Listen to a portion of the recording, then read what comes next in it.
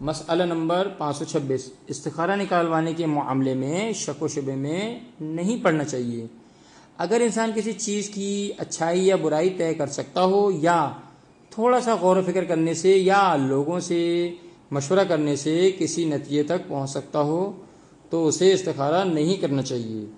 کبھی کبھار بے وجہ استخارہ کرنے سے خاندان والوں کی یا دوست احباب کی عمر ضائع ہوتی ہے اور جن سے استخارہ نکلوایا جاتا ہے انہیں تکلیف پہنچتی ہے۔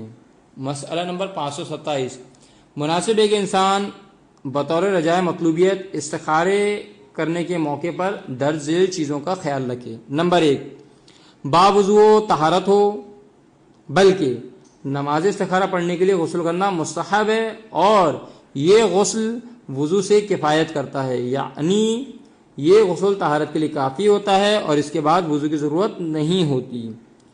نمبر 2، قبلے کی جانب رخ ہو۔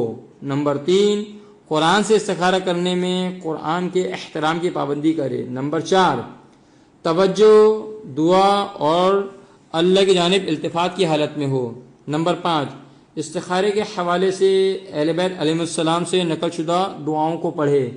نمبر 6، قرآن سے استخارہ میں آیات اور اس کی تفسیر کے مفاد سے آشنائی رکھتا ہو۔ نمبر 7، خداوند متعال سے عافیت کے ساتھ خیر طلب کرے۔ مسئلہ نمبر 529، استخارے پر عمل کرنا واجب نہیں ہے لیکن استخارے کی مخالفت سے بعض اوقات نقصان یا افسوس ہو سکتا ہے۔ یہ بھی ذہن میں رہے کہ پہلی بار استخارہ کرنے کے بعد دوبارہ استخارہ کرنے کا کوئی فائدہ نہیں ہے سوائے یہ کہ حالات میں کوئی تبدیلی آ جائے۔ صدقہ دینے کے بعد دوبارہ استخارہ کیا جا سکتا ہے کیونکہ یہ بھی حالات تبدیل کرنے کا ایک ذریعہ ہے۔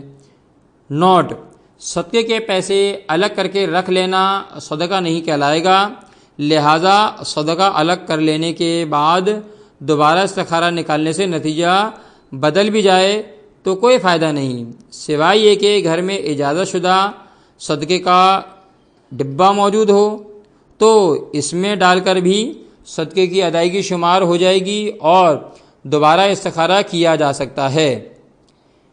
استخارے کے بارے میں معاشرے میں ایک غلط فہمی پائی جاتی ہے کہ اس سے ہم اللہ کی مرضی معلوم کرتے ہیں، جبکہ قرآن یا تسبیح والا استخارہ فقط کشمکش دور کرنے کے لیے ہوتا ہے۔